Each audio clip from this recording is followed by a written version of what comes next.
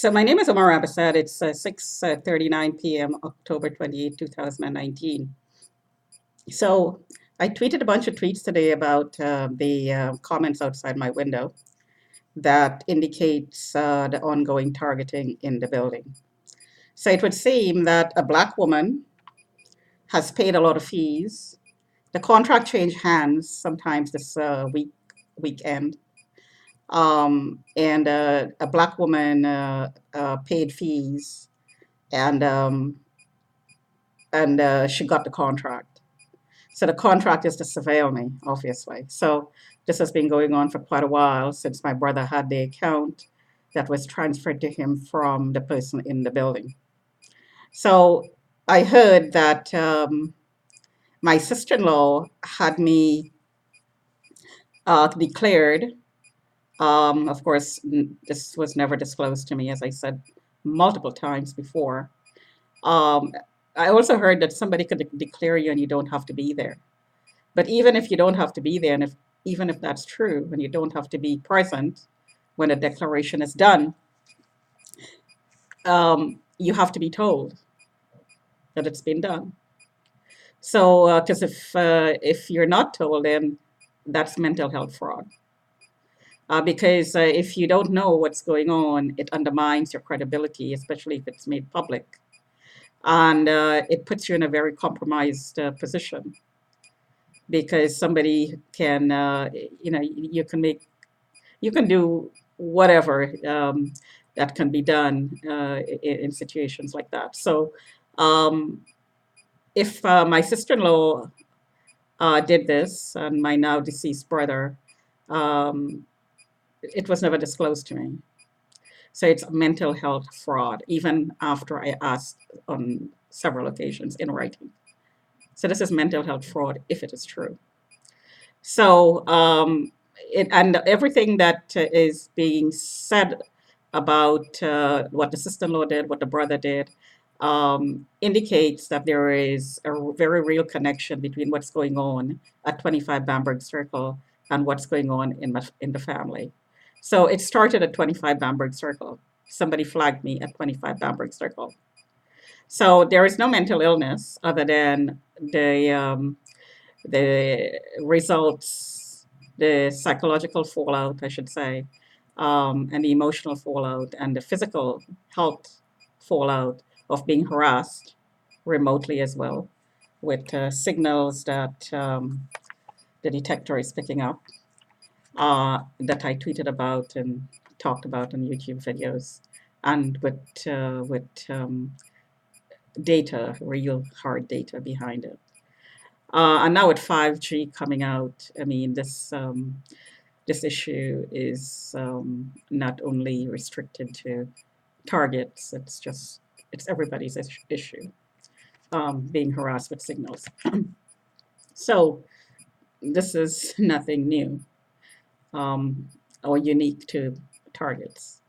So the comments around the window out today is I heard that Rick, whoever Rick is, um, I mean, Rick is a very common name. I don't know who Rick is. Um, there's been people I worked for, years and years ago. There's been people who's been in classes that I've taken. Rick is a very common name. So I haven't got a clue who Rick is. That's been talked about outside the window. But whoever he is, it would seem that he has a contract to surveil me because I'm flagged. And he works with other people. So he subcontracts. And Rick is a Black man. And so he contracts with Black people to follow me around, male and female. So let me reiterate, there is no mental illness. There is stress caused by the harassment. So if anybody's declared me in the past, this is mental health fraud. And anything that is based on that declaration is also fraud by default. It's fraud. So I've been harassed, especially this week, with the cops coming to pick me up. The cops are coming. The cops are coming. The cops are coming. It's 9 o'clock tonight, this morning. It's 4 o'clock tonight or this afternoon. We have court dates.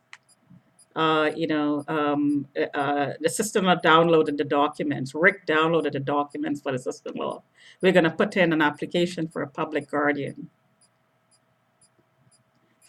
If the people who are doing this are really concerned about me, they will not be harassing me. They will not be terrorizing me. If somebody is genuinely concerned about a supposedly mentally ill person, they would not harass them. Because after all, if somebody is really mentally ill, they are vulnerable to harassment. And you really wouldn't know how the person is going to react if they are really mentally ill. So you would not be harassing them if you're reporting to the cops at the same time that, by you, I mean the perpetrators, if they're harassing the victim and then at the same time reporting to the cops that we were really worried about her, but at the same time you're harassing her. Yeah, it's a big effing whore outside the window. Stop effing herself. She effs herself. Something about bottles, something about dancing on a pole. Obviously not me. Double double. This is something I've been harassed with. Doubles I used. People, lookalikes I used to create fake videos, to spread rumors basically, and to compromise and to paint somebody as a prostitute, mentally ill, whatever. But fake videos I used. Keep in mind that for mental health evaluations, you only have to justify the issue. You don't have to prove beyond a reasonable doubt. You just have to justify it. And I'm not quite sure what the level of a judgment, how high the bar is set in order to pass the judgment of justification. I'm not quite sure how that's done. Maybe it's a very subjective call on the part of the judge or the magistrate. I'm not sure. But it's not a very strict ruling. At least that's my understanding. As if you were on trial, basically. So because I am exposing what really is trafficking, remote trafficking for voyeurism, for masturbation, I've been studying the Epstein case, and it would seem that Epstein and the people who were his clients, who were frequenting his brothel, basically, because that's what it was, they were into masturbation, big time, amongst other things. But masturbation was a big thing. So that was a physical example of a brothel being run for masturbation, taking advantage of young kids. But a remote ring based on the same concept, masturbation, voyeurism, is very, very, very easily done. All you got to do is hook up your home to the net. That's it. And involve dirty cops to intimidate you and to falsely charge you to keep you in line, basically. So the police force is infiltrated. They help run the ring if they're not running it themselves, because the police wield a lot of power. The courts wield a lot of power. The courts typically take the police's side. The Crown listens to the cops. A whole lot of power is centered in that relationship. So if there are dirty cops who are running a trafficking ring for procuring kids, vulnerable kids, then they're wielding a lot of power over the kids. So you're talking about abuse of power for the cops who are involved. And as I said before, not all the cops are involved, but the ones who are not involved cannot talk because they will be killed, basically. So they will not talk. Although there are quite a few who are coming out and talking very openly about this. because they're being victimized themselves. They're being put in the targeting program themselves. So, why not talk? If we're living in a society where you're being forced to do what everybody else does, everybody is into voyeurism. Everybody's into whatever perversions they're into. So you must do as everybody else does. If we're living in such a society, what's the point of what's the point of developing yourself? What's the point of having ethics and personal standards and personal values and having a spiritual side? There's no point. And maybe that's the whole idea. The whole idea is to criminalize everybody, basically, so everybody will stay quiet, degrade everybody, make everybody, dogs, basically. No privacy. Everybody could see you share, which is where we are right now. Nobody has privacy anymore. Make women common, but not only women are being made common, men are being made common as well. Um, Kids are there to be preyed upon. A 12-year-old, you don't need consent for a 12-year-old child.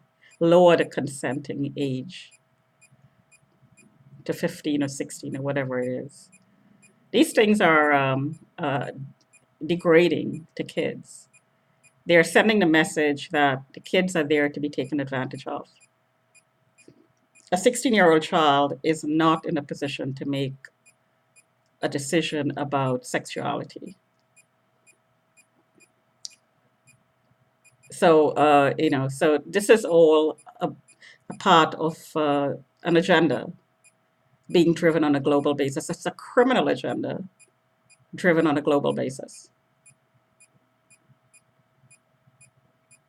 And as such, every level of society is taking part in it. Keep in mind that even though women is a huge part of the victims group, men and kids, women and kids, men are being more and more victimized this way. Boys, especially, too, are more and more in demand because there are more and more bisexual and gay rapists. They're being created because of a certain mindset that sex is not a big deal. We are very, very sexualized human as people in society, men and women. We're being more and more sexualized. We are not being seen as a whole person, in which sex is only a part of our makeup as a human being, our psychological and emotional makeup. It's only a part of the picture.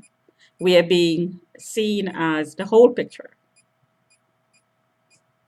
We are seen as meat. We are there to be used as sexual objects, and that's it. So this is something that is very, very degrading. It's satanic. I mean, the next step, of course, is eating people physically, human consumption as a product, as a meat source, which is where we're headed as well. That's also being talked about. So cannibalization of a human being is really complete and utter degradation of a human being and as the human race, actually. This is where we're headed. And what I'm talking about and what I'm experiencing is just indicative of that whole agenda. So, um, uh, just to reiterate, there is no mental illness other than stress-related issues caused by the harassment and the targeting. Talk to you another time.